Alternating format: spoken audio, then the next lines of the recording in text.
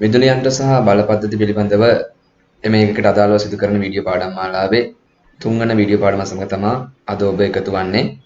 අද පාඩමෙන් අපි සාකච්ඡා කරන්න බලාපොරොත්තු වෙනවා විදුලි බල සම්ප්‍රේෂණය සහ බෙදා හැරීම පිළිබඳව.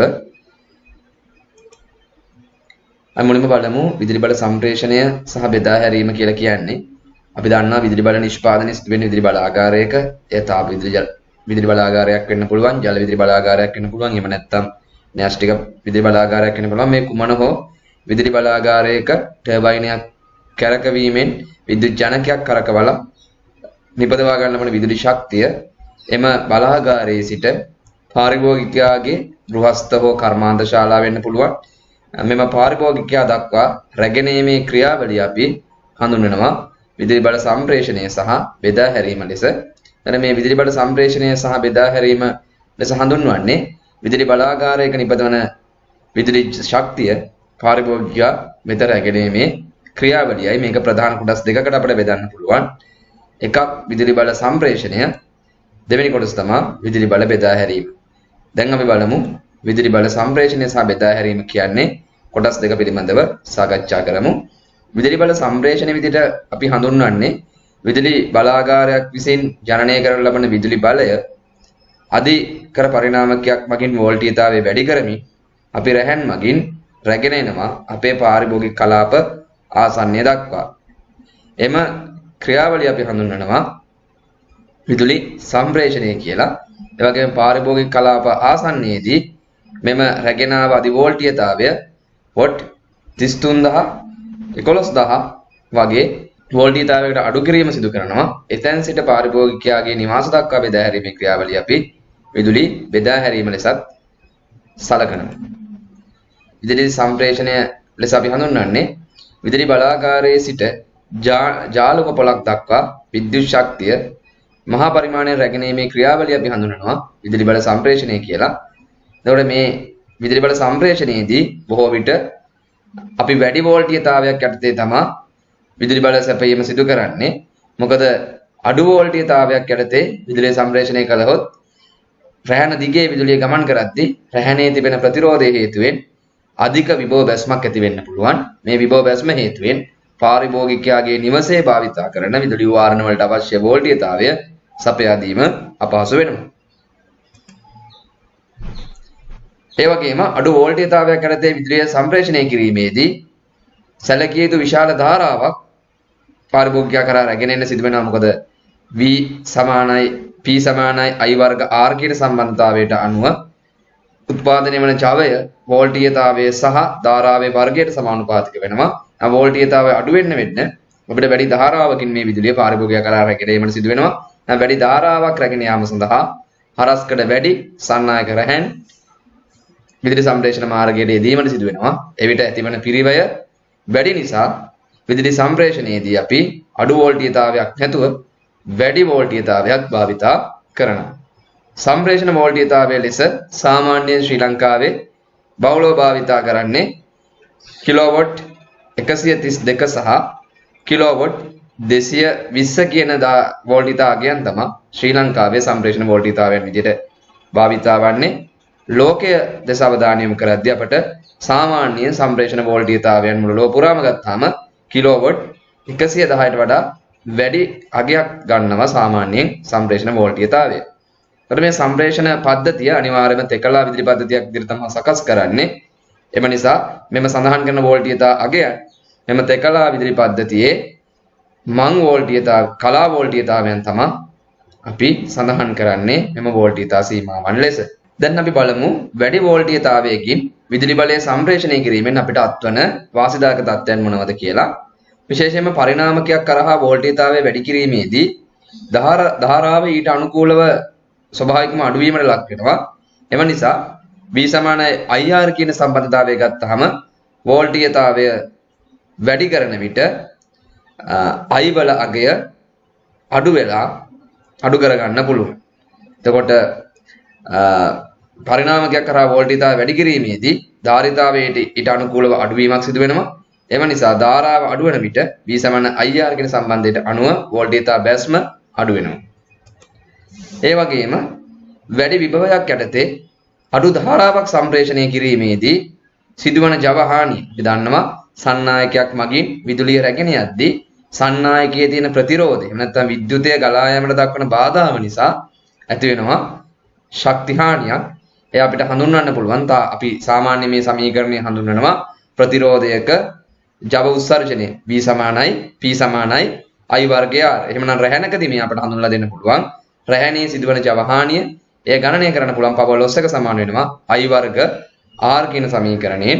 එතකොට වැඩි විභවයක් යටතේ අඩු ධාරාවක් සම්ප්‍රේෂණය කරද්දී R වල අගේ අඩු වෙන නිසා R වර්ගය මේදී තවදුරටත් අඩු වෙනවා. එම නිසා සිදුවන ජව හානිය අඩු කරගන්න පුළුවන් අඩු ධාරාවකින් විදුලිය සම්ප්‍රේෂණය කිරීමෙන්. ඒ වගේම අඩු ධාරාවක් සම්ප්‍රේෂණය කරන්න නිසා අපිට පුළුවන් රැහන් විදුලි සම්ප්‍රේෂණ රැහන් සඳහා අඩු හරස්කඩ සහිත සන්නායක කම්බි භාවිතා කරන්න. අඩු හරස්කඩ සහිත සන්නායක කම්බි භාවිතා කිරීමෙන් එම විදුලි සම්ප්‍රේෂණ මාර්ග සෑදීම සඳහා වැය වෙන පිරිවැය අඩු කරගන්න පුළුවන් වෙනවා. ඒ වගේම සම්ප්‍රේෂණ වෝල්ටේජය වැඩි කිරීමේදී අධිකර පරිණාමකයක් තමයි අපි භාවිතා කරන්නේ. ඒතර අධිකර පරිණාමකයේ ද්විතීයික දංගරේ සකස් කරලා තිබෙන්නේ ඩෙල්ටා ආකාරයට බොහෝ විට. එම නිසා මෙම ඩෙල්ටා සම්බන්ධතාවයකදී අපට රැහන් 3ක් තමයි අවශ්‍ය වන්නේ විදුලිය සම්ප්‍රේෂණය කිරීමට. එම නිසා අපිට රැහන් 4ක් අවශ්‍ය වන්නේ. රැහන් 3කින් මේ විදුලිය සම්ප්‍රේෂණය කිරීමට හැකියවීමත් වැඩි වෝල්ටේජතාවයකින් විදුලි සම්ප්‍රේෂණය කිරීමේ වාසිදායක තත්ත්වයක්. ඊළඟට අපි බලමු ජනන උපපොළක් කියන්නේ කුමක්ද කියලා. ජෙනරේෂන් සබ්ස්ටේෂන්. සාම්ප්‍රදායික විශාල විදුලි ජනක සැලකීමේදී සාමාන්‍යයෙන් විදුලිය ජනනය කරන ලබන වෝල්ටේජතාවය කිලෝවොට් 10.5ක් කිලෝවොට් 15ක් අතර ගන්නවා.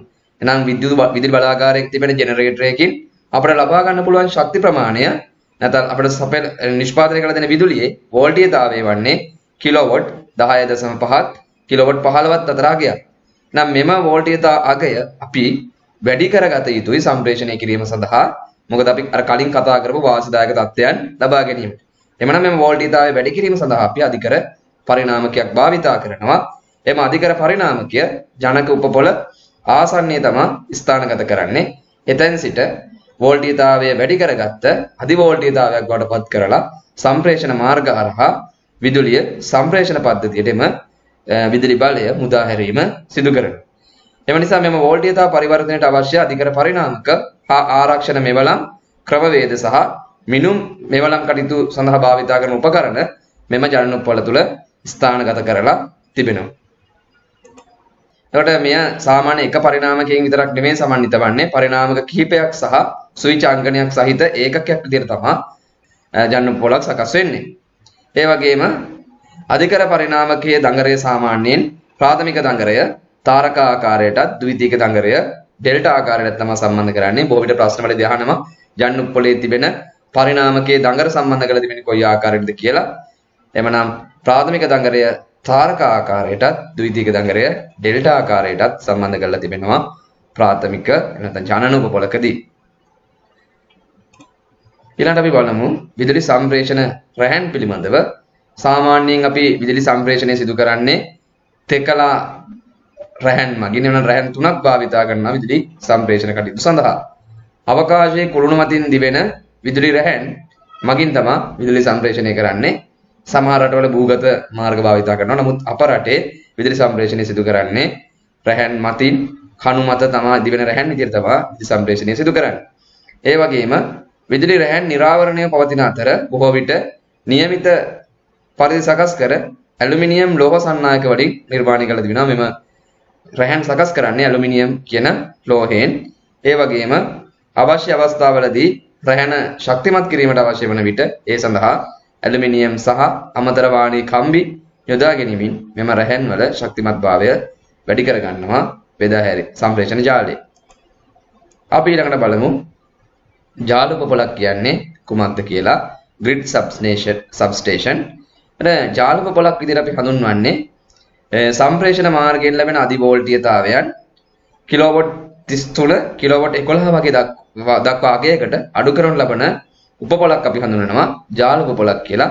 එහෙනම් ජනන උපපොළ සහ ජාල උපපොළ අතර විදුලි බල සම්ප්‍රේෂණ ක්‍රියාවලිය තමයි අපි ජව සම්ප්‍රේෂණයේ විදිහට විදුලි බල සම්ප්‍රේෂණයේ විදිහට හඳුන්වන්නේ. ජාල උපපොළෙන් අනතුරුව පාරිභෝගිකයා දක්වා විදුලිය සම්ප්‍රේෂණය කිරීමේ ක්‍රියාවලිය අපි හඳුන්වනවා විදුලි බල බෙදා හැරීම ලෙස.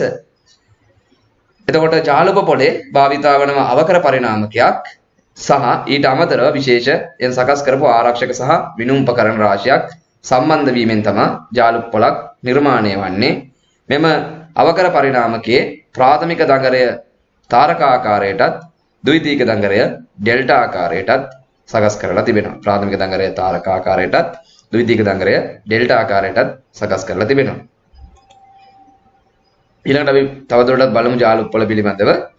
මධ්‍යම වෝල්ටීයතා ජාලයට අවශ්‍ය ආරක්ෂාව සැලසීමට භූගත සම්බන්ධය ලබා දීම සඳහා භූගත කිරීමේ පරිණාමකයක් ග්‍රවුන්ඩින් ට්‍රාන්ස්ෆෝමර් එකක් අවකර පරිණාමකයේ ද්විතීයිකයට සම්බන්ධ කරලා තිබෙනවා. එතකොට සම්ප්‍රේෂණ මාර්ගයෙන් එන විදුලි බලය ජාල උපපොළේදී අර කිලෝවොට් 132ක් 220ක් වගේ වෝල්ටීයතාවයක් තියෙන වෝල්ටීයතාවය 33 kV 11 kV දක්වා අඩු කිරීම තමයි ජාල උපපොළේදී සිදු වෙන්නේ. නම් මේ ජාල උපපොළේ මේ වෝල්ටීයතා අඩු කිරීම සඳහා භාවිතා කරනවා අවකර පරිණාමකයක්. ඒ අවකර පරිණාමකයේ ද්විතීයික දඟරය සඳහා අපි අමතරව සම්බන්ධ කරනවා ග්‍රවුන්ඩින් ට්‍රාන්ස්ෆෝමර් එකක්. එමගින් කරන්නේ එතනින් එහාට විදුලි බෙදා හැරීමේ පද්ධතියේදී යම්කිසි අකුඩු සැරවැදීමක් එවැනි දෙයකින් සිදුවන අනතුරකදී භූගත කිරීම සඳහා තමයි මේ පරිණාමකය යොදා තිබෙන්නේ. ඊට අපි බලමු විදුලි බලය බෙදා හැරීම කියන්නේ මොකක්ද කියලා. Electrical power distribution. අර ජාල උපපොළක සිට ආරම්භ වන විදුලි බෙදා හැරීමේ ක්‍රියාවලිය වෝල්ටීයතා මට්ටම් කිහිපයක් යටතේ තමයි ක්‍රමයෙන් අඩු කරමින් බෙදා හැරීම ක්‍රියාවලිය සිදුවන්නේ. එහෙනම් විදුලි බෙදා හැරීම ආරම්භ වන්නේ ජාල උපපොළේ ඉඳලා. එහෙනම් ශ්‍රී ලංකාවේ විදුලිය බෙදා හැරීම සඳහා වෝල්ටීයතා තුනක් ප්‍රධාන වශයෙන් භාවිතා වෙනවා. 33 kV 11 kV යන මධ්‍යම වෝල්ටීයතා සහ 400 වෝල්ට් කියන අඩු වෝල්ටීයතාවය තමයි ශ්‍රී ලංකාවේ විදුලි බලය බෙදා හැරීම සඳහා භාවිතා කරන අගයන් වන්නේ. ඒ වගේම මහා පරිමාණ පාරිභෝගිකයන් අපි දන්නවා මහා පරිමාණ කර්මාන්ත ශාලා වගේ ස්ථානවලට විශාල හෝටල් සංකීර්ණ මේ වගේ ස්ථානවලට අපි ඍජුවම සැපයීම සිදු කරනවා 33 kV වෝල්ටීයතාවය ඍජුවම බෙදා හැරීම සිදු කරනවා. ඒ වගේම ඊට වඩා ප්‍රමාණයෙන් කුඩා කර්මාන්ත ශාලාවල අවශ්‍යතාවය මත සමහර වාණිජ පාරිභෝගිකයන් සඳහා 11 කිලෝවොට් විදුලි සැපයීම ඍජුවම ලබා දෙන අවස්ථාත් තිබෙනවා මේ විදුලි බෙදා හැරීමේ පද්ධතියේ. ඊළඟට අපි බලමු විදුලි බෙදා හැරීමේ පද්ධතියේ ජාල උපපොළේ සිට ප්‍රාථමික උපපොළ දක්වා පැමිණෙන විදුලිය 33 kV ඉඳලා 11 kV දක්වා අඩු කිරීමට යොදලා තිබෙන උපපොළක්. එම උපපොළ අපි හඳුන්වනවා ප්‍රාථමික උපපොළක් කියලා. අපි සඳහන් කළා ප්‍රධාන සම්ප්‍රේෂණ ජාලයෙන් හම්බෙන වෝල්ටීයතාවය ජාල උපපොළේදී අඩු කරනවා කිලෝවොට් 33ක් පමණ දක්වා. නම් මේ 33 kV වෝල්ටීයතාවයෙන් බෙදා හැරීමේ ජාලයේ පැමිණෙන වෝල්ටීයතාවය තවදුරටත් කිලෝවොට් 11ක් දක්වා අඩු කිරීම සඳහා යොදලා තිබෙනවා ප්‍රාථමික උපපොළවල්. මේ ප්‍රාථමික උපපොළේදී සිදු වෙන්නේ 33 kV විදුලිය 11 kV දක්වා ගේකට අඩු කිරීම.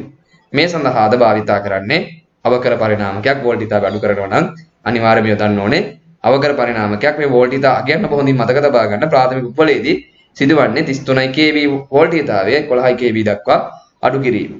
නම් බෙදා හැරීමේ උපපොළේදී ඉන් අනතුරුව බෙදා හැරීමේ පද්ධතියට සම්බන්ධ වන්නේ බෙදා හැරීමේ උපපොළ. නම් බෙදා හැරීමේ උපපොළේදී සිදු වෙන්නේ 11 කිලෝවොට් වෝල්ටීයතාවය 400 වෝල්ට් දක්වා අඩු කිරීම සිදු කරනවා.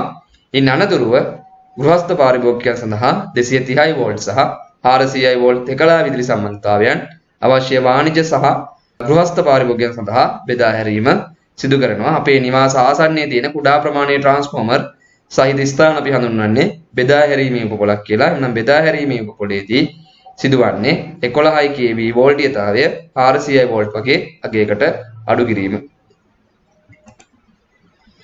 එතකොට මෙම රූප සටහනින් මේ බෙදා හැරීමේ ජාලය පිළිබඳ අදහසක් ලබා ගන්න පුළුවන්. දැන් ජාල උපපොළෙන් තමයි බෙදා හැරීමේ ජාලය ආරම්භ වන්නේ.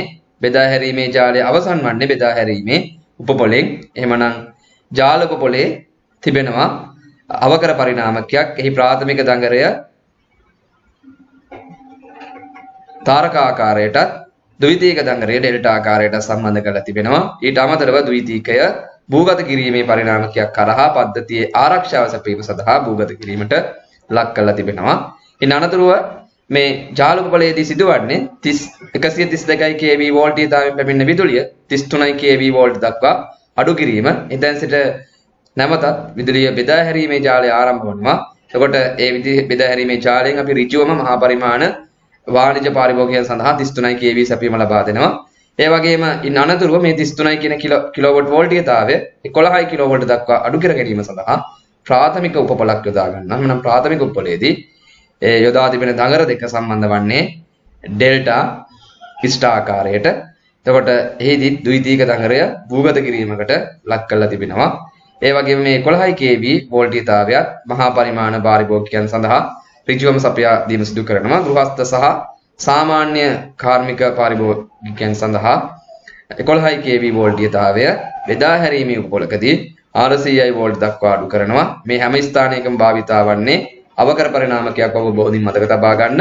ඒ වගේම මෙහිදී භාවිතා වන පරිණාමකයේ ප්‍රාථමික දඟරය ඩෙල්ටා ආකාරයටත් ද්විතීයික දඟරය ස්ටාර් ආකාරයටත් සම්බන්ධ කිරීම සිදු කරනවා. මෙතෙන් සිට බෙදා හැරීමේ උපකලයේ සිට රැහන් 3ක් හෝ රැහන් 4ක් මාර්ගයෙන් විදුලිය සම්ප්‍රේෂණය සිදු කරනවා. බොහෝ විට රැහන් 4ක් භාවිතා කරනවා. එහෙනම් සාමාන්‍ය රැහන් 3 කලා රැහන් 3ක් සහ අනිත් රැහන සිව්වන රැහන අපි හඳුන්වනවා උදාසීන රැහන විදිහට. දැන් සාමාන්‍ය 230 වෝල්ට් භාවිතා කරන එකලා පාරිභෝගිකයන් සඳහා එක් කලා රැහනක් සහ උදාසීන රැහන සම්බන්ධ කිරීමේ සම්බන්ධතාවය ලබා දෙනවා.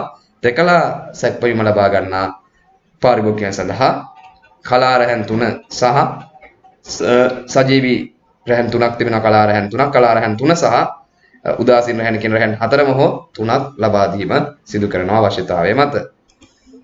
ඊළඟට අපි බලමු සමස්ත විදුලි බල ජාලයක ආකෘතියක් කොහොමද ගොඩනගන්නේ කියලා. දැන් අපි මේ සමස්ත ක්‍රියාවලියම අපි නැවත පොඩි අවධානයකට යොමු කරන්න පුළුවන් මෙම රූප සටහනත් එක්ක. දැන් ජනන උපකලකදී සිදු වෙනවා විදුලි බලය ජනනය කරන ජනකයේ මගින් බොහෝ විට ජනකයේ මගින් නිපදවන විදුලියේ වෝල්ටීයතාවය කිලෝවොට් 15ට වඩා අඩු වෙනවා. මේ වෝල්ටීයතාවය ජනන උපකලයේදී භාවිතා වන අධිකර පරිණාමකයක් මගින් කිලෝවොට් 220ක් 110ක් වගේ අගයකට වැඩි කිරීම සිදු කරනවා.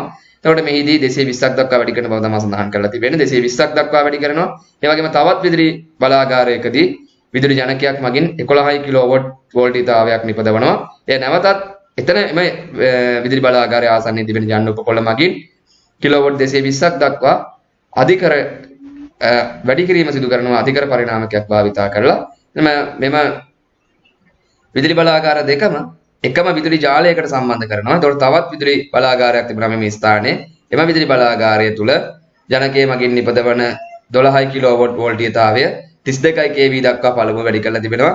ඒ වගේම තවත් ජාලුප්පලකදී 32 kV වෝල්ටීයතාවය නැවත 220 kV වෝල්ටීයතාවයට බවට පත් කරමින් මේ විදුලි බලාගාර තුනම එකම ජාලයකට සම්බන්ධ කිරීම සිදු කරනවා. ශ්‍රී ලංකාවෙත් මේ එක් විදුලි බලාගාර මගින් නිපදවන ජවය අවශ්‍ය ප්‍රමාණය අනුව විදුලි පාරිභෝගිකයන්ගේ විදුලි ඉල්ලුම අනුව මෙහෙයවීම සඳහා ඉංජිනේරු කණ්ඩායමක් සහිත පරිගණකගත කරපු ජාලයකින් තමයි මේ විදුලි සම්ප්‍රේෂණ ජාලය පාලනය වන මධ්‍යස්ථානයේ තිබෙන්නේ. මධ්‍යස්ථානයේ තිබෙන විද්‍යුත් පාලන උපකරණ මගින් මෙම විදුලි බල අවශ්‍යතාවය මත අදාළ විදුලි බලාගාරවල විදුලි ජනනය ආරම්භ කිරීම, නැවැත්වීම සහ පුද්ගලික අංශයේ විදුලි බලාගාරවල විදුලි බලය මිලදී ගැනීමේ කාර්යයන්, කියන්නේ විදුලි බලාගාරවල විදුලි ලබා ගැනීමේ කාර්යයන් සම්බන්ධීකරණය කිරීම සිදු කරනවා ප්‍රධාන විදුලි මෙහෙයුම් මැදිරියක් වගේ.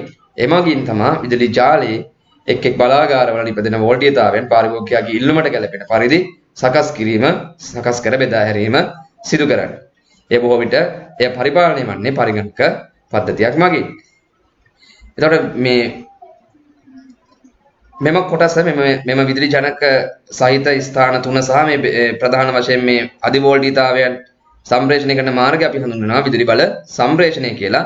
ඉන්පසු ජාලුපපොළේදී ජාලුපපොළවලදී 220 kV වලින් එන මේ විදුලිය නැවත අඩු කිරීමට ලක් කරනවා 132 kV වලට. ඒ වගේම 132 kV එන විදුලිය නැවත අඩු කරනවා ජාලුපපොළකදී 33 kV දක්වා. මේ 33 kV දක්වා අඩු කිරීමෙන් අනතුරුව එතෙන් සිට පහළට තියෙන කොටස අපි හඳුන්වනවා බෙදා හැරීමේ ජාලයේ විදිහට. මෙන්න මෙතනක් තියෙනවා කුඩා විදුලි බලාගාරයක්. මේ විදුලි බලාගාරයේ නිපදවන විදුලිය 32 kV වලින් නිෂ්පදවන විදුලිය නැවත සම්බන්ධ කරනවා ප්‍රධාන ජාලයත් සමග. එතකොට එම ජාලයෙන් පැමිණෙන 132 kV විදුලිය නැවත ජාල උපපොළ මගින් අඩු කිරීමට ලක් කරනවා 33 kV දක්වා. එහෙනම් 33 kV විදුලි බලය ඍජුවම තෙකලා මහා පරිමාණ විදුලි පරිභෝගයක් සැපීමත් කරනවා. ඉන් අනතුරුව ප්‍රාථමික පොළේදී 33 kV වෝල්ටීයතාවය 11 kV දක්වා අඩු කරනවා. ඒ 11 kV විදුලියත් මහා පරිමාණ පරිභෝගයන් සඳහා ඍජුවම ලබා දීම සිදු කරනවා. ඉන් අනතුරුව බෙදා හැරීමේ උපපොළේදී 11 kV වෝල්ටීයතාවය 400යි වෝල්ට් දක්වා අඩු කර එය රැහැන් 3ක් හෝ 4ක් මගින් සම්ප්‍රේෂණය කරනවා. එමගින් එකලා සහ තෙකලා පරිභෝගිකයන් වෙත විදුලි බල සමත්තා ලබා දීම සිදු කරනවා. කිසිම අවස්ථාවක ගෘහස්ත පාරිභෝගිකයෙකුට එකලා හෝ තෙකලා ගෘහස්ත පාරිභෝගිකයන් සඳහා ප්‍රධාන ජාලයේ 33 kV හෝ 11 kV විදුලිය ඍජුවම සැපයීම සිදු කරන්නේ නැහැ. මහා පරිමාණ පාරිභෝගිකයන් සඳහා පමණයි එසේ 33 kV සහ 11 kV වෝල්ටීයතාවයන් ඍජුවම සැපයීම සිදු කරන්නේ. කිසිම අවස්ථාවක පාරිභෝගිකයෙක් වෙත 220 kV හෝ 132 kV කියන අධි වෝල්ටීයතා සහිත සම්ප්‍රේෂණ ජාලයෙන් විදුලිය බලය සැපයීම ඍජුවම සිදු කරන්නේ නැහැ. ජාල උප්පලකින් පසුව බෙදා හැරීමේ උපපොළක් කරහා තමා සෑම ජාල උප්පලෙන් අනතුරුව තමා මහා පරිමාණ පාරිභෝගිකයන්ටත් ගෘහස්ත පාරිභෝගිකයන්ටත් සුදුසු පරිදි විදුලි බලය බෙදා හැරීම සිදු කරන්නේ. දැන් අපි බලමු ප්‍රාථමික උප්පලක තත්ත්වය මොන වගේද කියලා. ප්‍රාථමික උප්පලකදී සිදුවන්නේ අවකර පරිණාමකයක් භාවිතයෙන් 33 kV වෝල්ටීයතාවය 11 kV දක්වා අඩු කිරීම සිදු කරනවා. එවනම් මේ සඳහාත් භාවිතා කරන අවකර පරිණාමකයක්.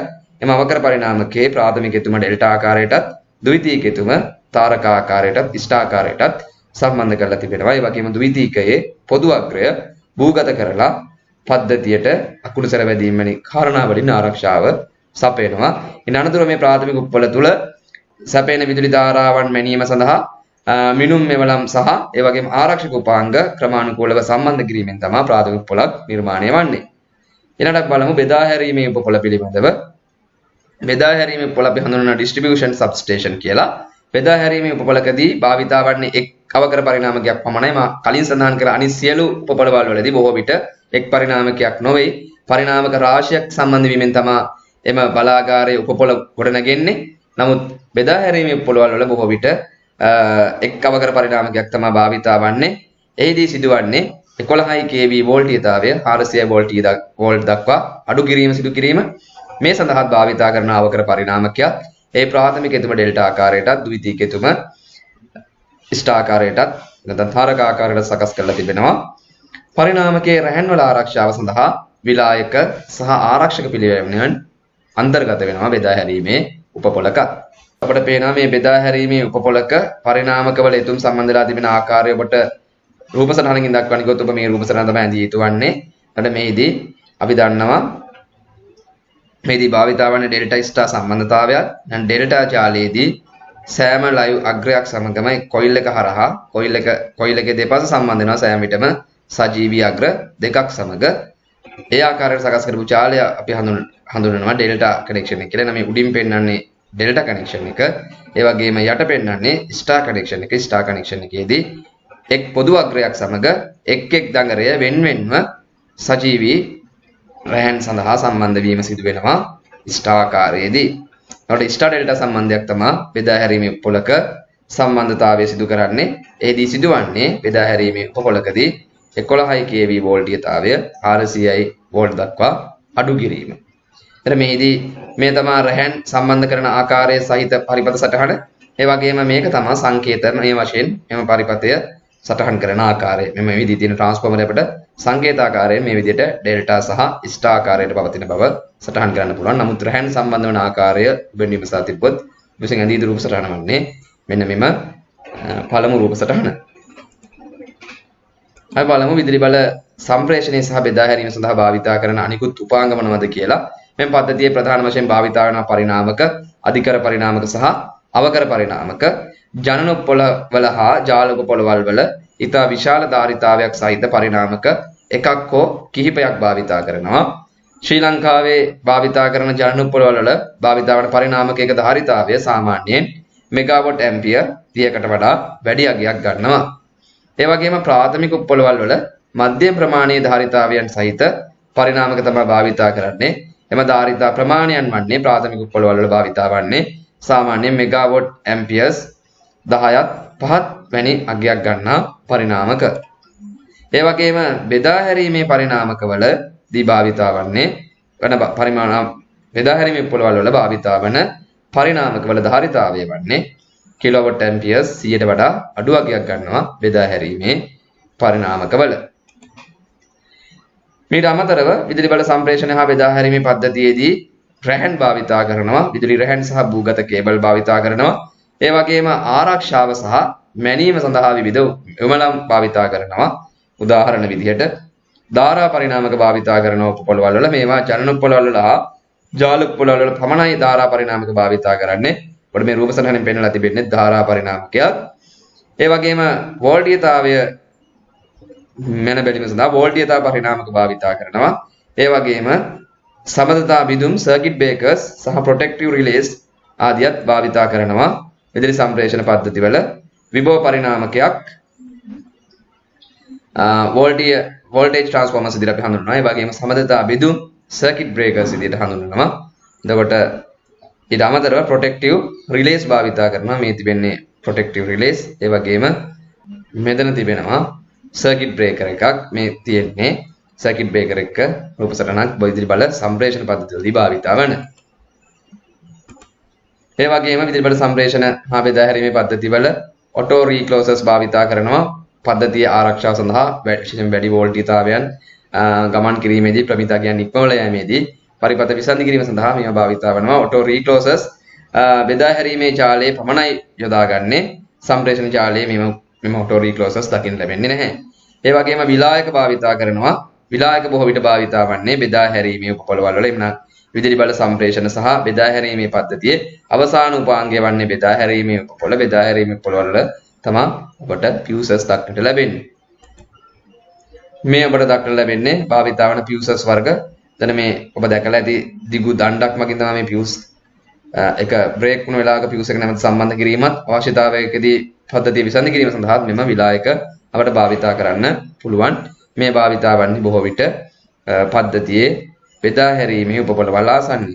බෙදා හැරීමේ උපපොළවලදී පමණක් තමයි විලායක භාවිතා වන්නේ.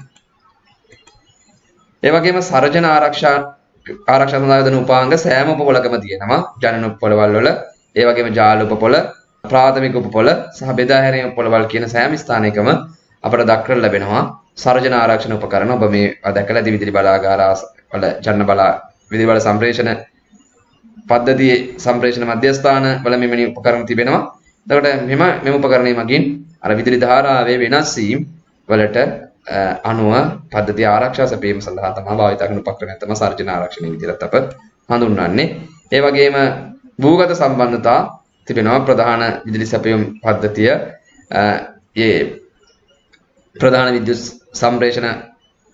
විදුලි සම්ප්‍රේෂණ මාර්ගයේ තිබෙන කණු සහ පරිණාමක ආසන්නයේදී ඒවා භූගත කිරීමකට ලක් කරනවා. ඒ සඳහා භූගත ඉලෙක්ට්‍රෝඩ භාවිතා වෙනවා. ඒ වගේම පරිවරණ භාවිතා වෙනවා. මේ රැහැන් හොඳින් රැහැන් ආධාරක සමග සම්බන්ධ කිරීම සඳහා අපට පරිවරණ භාවිතා වෙනවා. සාමාන්‍යයෙන් පරිවරණ තැටි භාවිතා කරනවා විදුලි රැහැනක් කුළුණු වලට සම්බන්ධ කිරීමට. ඒ සඳහා භාවිතා කරන එක් තැටියක් මගින් කිලෝවොට් 11ක පමණ වෝල්ටීයතාවයක් දරා ගැනීම හැකියාව තියෙනවා. මේ වගේ තැටි කිහිපයක් යොදලා මේ රැහැන් කණුව සමග සම්බන්ධ කර තිබෙන ආකාරය ඔබ නිරීක්ෂණය කරලා ඇති. ඒ වගේම අපි බලමු බෙදා හැරීමේ උපපොළවල් වල කියන අපට පාරිභෝගික ආසන්නයේම තියෙන උපපොළ තමයි බෙදා හැරීමේ උපපොළ. අපි සාමාන්‍ය දැකලා දෙනවා ඒ යන පාරවල් අයිනේ සාමාන්‍ය පාසලක් රෝහලක් ඒ ආසන්නයේ බොහෝ විට මේ බෙදා හැරීමේ උපපොළකට අදාළ ට්‍රාන්ස්ෆෝමරයක් යොදලා තිබෙනවා. ඒ වගේම ප්‍රාදේශික ගෙවල් රාශියක් වෙන ප්‍රදේශයක ට්‍රාන්ස්ෆෝමරයක් යොදලා තිබෙනවා. එවැනි ස්ථාන අපි හඳුන්වනවා බෙදා හැරීමේ උපපොළක් කියලා. බෙදා හැරීමේ උපපොළකදී පරිණාමකයේ සවි කිරීම සඳහා භාවිත කරන ආකාර තුනක් ප්‍රධාන වශයෙන් අපිට දක්නට ලැබෙනවා. එකක් තමයි කණු දෙකක් මත සවි කළ ආකාරය ඩබල් පෝල් මවුන්ටඩ්. මේ විදිහට ඔබ දැකලා ඇති 33 kV හෝ 11 kV වෝල්ටීයතාවය 400 වෝල්ට් දක්වා අඩු කිරීම සඳහා මේ අනිත් පරිණාමක ස්ථාපනය කරලා තිබෙනවා. ඒ වගේම වර්තමානයේ බොහෝ විට අපිට දක්නට ලැබෙන තනි කණුවක් මත සවි කළ සිංගල් පෝල් මවුන්ටඩ් ආකාරයේ බෙදා හැරීමේ උපපොළවල භාවිත වන ට්‍රාන්ස්ෆෝමර. ඒ වගේම ශක්තිමත් ආධාරක මත එතම් බිත්තියක් වගේ එකක් මත රඳවන ලද විදිහටත් බෙදා හැරීමේ උපපොළවල වල පරිණාමක සවි කරලා තිබෙනවා. මේ පරිණාමකයේ පිටතට විහිදුණු වරල් ආකාරයට ලෝහ තහඩු සම්බන්ධ කරලා තිබෙනවා. මේ ලෝහ තහඩු වලින් කරන්නේ මේ පරිණාමකයේ තුල විදුලි වෝල්ටීයතාවය අඩු සහ වැඩි කිරීමේදී එහෙම අධිකර පරිණාමකයක් හෝ වේවා අවකර පරිණාමකයක් හෝ වේවා එම විදුලි බලය අඩු වැඩි කිරීමේදී වෝල්ටීයතාවය අඩු වැඩි කිරීමේදී අභ්‍යන්තර වශයෙන් යම් ශක්ති හානියක් සිදු වෙනවා. එම ශක්ති හානිය මගින් පිට කරන තාපය බාහිර පරිසරයට මුදා හැරීම කාර්යක්ෂම කිරීම සඳහා තමයි මේ සිසිලන වරල් ලෙස මේ තහඩු යොදා තිබෙන්නේ. ඒතර බාහිර වායු ගෝලයත් එක්ක ගැටෙලා මේ ට්‍රාන්ස්ෆෝමරේ උෂ්ණත්වය අවම කිරීම සඳහා තමයි මෙම වරල් භාවිතා වන්නේ. ඒ වගේම ට්‍රාන්ස්ෆෝමරේ අභ්‍යන්තරයේ තෙල් වර්ග පුරවලා තිබෙනවා. අභ්‍යන්තරයේ කොයිල බහලා තිබෙන්නේ තෙල් ස්තරයක් මත. ඒතර මේ තෙල් තට්ටුව මගින් අර දඟල රත් වීමෙන් ඇතිවන තාපය උකහා ගන්නවා. ඒ උකහාගත් තාපය එම සිසිලන වරල් හරහා පරිසරයට මුදා හැරීම සිදු කරනවා ට්‍රාන්ස්ෆෝමර් එක. අපි බලමු කණු දෙකක් මත සවිකල බෙදා හැරීමේ පොලක මූලික කොටස් මොනවද කියලා. අර අපි සාකච්ඡා කරපු කොටස් වලින් කීපයක් මෙහි ලකුණු කරලා තිබෙනවා. මෙම ස්ථානයේ තියෙන පරිවර්තන තැටි මගින් තමා රැහැන ආධාරක වෙත හොඳින් සවි කිරීම සිදු කරන්නේ. ඒ වගේම පැන එන ඇද හැරෙන වහරු තිබෙනවා. drop down lift off fuses තියෙනවා. ඒතර මේ fuse එකෙන් off වෙන සමහර අවස්ථාවලදී අධි වෝල්ටීයතාවයන් වලදී සහ අකුඩු ගැසීම් වලදී එතකොට ඔබ දැකලා ඇති දිගු පොල්ලක් අරන් එලා මෙම fuse එක නැවත සම්බන්ධ කිරීම සිදු කරනවා විදුලි බල අධිකාරිය විසින්. ඒ වගේම සර්ජන ආරක්ෂා සඳහා යෙදූ උපාංග යොදලා තිබෙනවා. ඒ වගේම අධි වෝල්ටීයතාවයන් සම්ප්‍රේෂණය කරන රැහැන් තිබෙනවා. ඒ වගේම එම රැහැන් වලින් සම්ප්‍රේෂණය කරන වෝල්ටීයතාවයන් මැන බැලීම සඳහා මිනුම් උපකරණ සවි කරලා තිබෙනවා. ඒ වගේම පද්ධතියේ අදාළ බ්‍රේකින් ආරක්ෂණාව සැපීම සඳහා සම්බන්ධතා බිඳුම් සහ අධිධාරා වහරු සම්බන්ධ කරලා තිබෙනවා පාලන ඒකකයකට. ඒ වගේම අධි වෝල්ටීයතාවයන් සැපෙන රැහැන් සම්බන්ධ කිරීම සඳහා අධි වෝල්ටීයතා අග්‍ර තිබෙනවා මෙම ට්‍රාන්ස්ෆෝමරයේ. මෙම ද්විතීයික දඟලෙන් යන අග්‍රයට වඩා කුඩායි. මොකද වෝල්ටීයතාවය අඩු කිරීමට ලක් කරන නිසා බෙදා හැරීම වලදී අර පළවෙනි අග්‍ර දෙක වන්නේ ප්‍රධාන අග්‍ර 3. ඒතර ප්‍රධාන අග්‍ර 3 වෙත එහෙම නැත්නම් ප්‍රාථමික දඟරය වෙත සැපෙන සම්බන්ධතා 3ම 11යි kV යන් ගන්නවා. ඒතර මින් පිටත වෙන රැහැන් වලින් සැපෙන වෝල්ටීයතාවය 400 වෝල්ට් තමයි වන්නේ. ඒතර මේ අවසාන වශයෙන් නැවතත් අපිට කැටි රූප සටහනක් බලන්න පුළුවන් සම්පූර්ණ සම්ප්‍රේෂණ පද්ධතියට අදාළ ස්ථාන පිළිබඳ අවබෝධයක් ලබා ගන්න. ජනනෝපපොලයේදී සාමාන්‍යයෙන් 15යි kV. ඒතකොට මේ එක එක රටවල පොඩි පොඩි අගයන් වල වෙනස් වෙනවා. ඒතර මේ පෙන්නලා තියෙන 25යි kV කියලා. සාමාන්‍ය ශ්‍රී ලංකාවේ 15යි kV වගේ තමයි වෙන්නේ. ජනනෝපපොලකදී ජනනය කරලා ලබා දෙන වෝල්ටීයතාවය අධිකර පරිණාමකයක් මගින් කිලෝවොට් 220ක් හෝ 132ක් දක්වා වැඩි කර ගනිමින් එය සම්ප්‍රේෂණ මාර්ගය හරහා බෙදා හැරීම සිදු කරනවා. එතන සම්ප්‍රේෂණ මාර්ගයෙන් ලැබෙන 220යි kV හෝ 132යි kV අගය 33යි kV දක්වා අඩු කිරීම සිදු කරනවා ජාලෝපපොළෙහිදී. ජාලෝපපොළ දක්වා මේ විදුලි බලය සම්ප්‍රේෂණය කිරීමේ ක්‍රියාවලිය අපි හඳුන්වනවා විදුලි බල සම්ප්‍රේෂණය ලෙස. ඒ වගේම මේ ජාලෝපපොළෙන් අනතුරුව මහා පරිමාණ පාරිභෝගිකයන් සහ ගෘහස්ත පාරිභෝගිකයන් කරා විදුලිය බෙදා හැරීමේ ක්‍රියාවලිය අපි විදුලි බෙදා හැරීම ලෙස හඳුන්වනවා. බෙදා හැරීමේදී බෙදා හැරීමේ ක්‍රියාවලිය ආරම්භ වනවා ජාලෝපපොළෙන්. ඉන් අනතුරුව ප්‍රාථමික පොළ සහ බෙදා හැරීමේ පොළවල් මගින් විදුලි බලය තවදුරටත් වෝල්ටීයතාවය අඩු කිරීමට ලක් කර පාරිභෝගිකයන්ට සපයනවා. මහා පරිමාණ පාරිභෝගිකයන්ට 33යි kV ඍජුවම සපයනවා ජාලෝපපොළෙන් පසුව. ඉන් අනතුරුව ප්‍රාථමික පොළෙන් 33යි kV වෝල්ටීයතාවය 11යි kV දක්වා අඩු කරලා එමගින් මධ්‍ය පරිමාණ කර්මාන්ත වෙත විදුලි බලය සැපයීම ඍජුවම සිදු කරනවා. ඉන් අනතුරුව බෙදා හැරීමේ පොළවලදී 11යි kV වෝල්ටීයතාවය 400යි වෝල්ට් දක්වා අඩු කිරීමට ලක් කරනවා. එසේ අඩු කරන ලද වෝල්ටීයතාවය 11 ගෘහස්ත පාරිභෝගිකයන් සහ තෙකලා කර්මාන්ත ශාලා සහ මහා ටිකක් විශාල ගෙවල් සඳහා තෙකලා සැපයීම ලබා ගන්නවා. ඒතර තෙකලා සැපයීම ලබා ගන්නා පාරිභෝගිකයන් කරා 400යි වෝල්ටීයතාවයෙන් යුතුව රැහන් 4ක් මගින් විදුලිය සැපයීම සිදු කරනවා. කලා පාරිභෝගිකයන් සඳහා රැහන් 2ක් මගින් තමයි විදුලිය සැපයීම සිදුවන්නේ.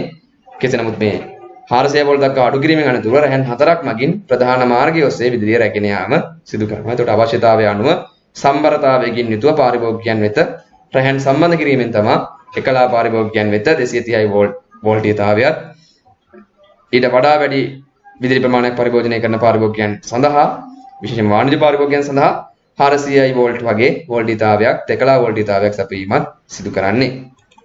එහෙනම් අද අපි පාඩමෙන් කතා කළේ ශ්‍රී ලංකාවේ විදුලි බල සම්ප්‍රේෂණය පිළිබඳව. අද පාඩමට අදාළ නිබන්ධනය ඔබට පහළ ඩිස්ක්‍රිප්ෂන් එකේ තියෙන link එකෙන් download කරගන්න පුළුවන්. මේ ප්‍රශ්න වලට ඔබ හොඳින් පිළිතුරු සපයන්න. ඒ වගේම ඔබ තවමත් ETF YouTube channel එක subscribe කරේ නැත්නම් subscribe කරන්න. අපේ videos ඔයාලගේ යාළුවන්ට දැක් ගන්න like කරන්න, share කරන්න.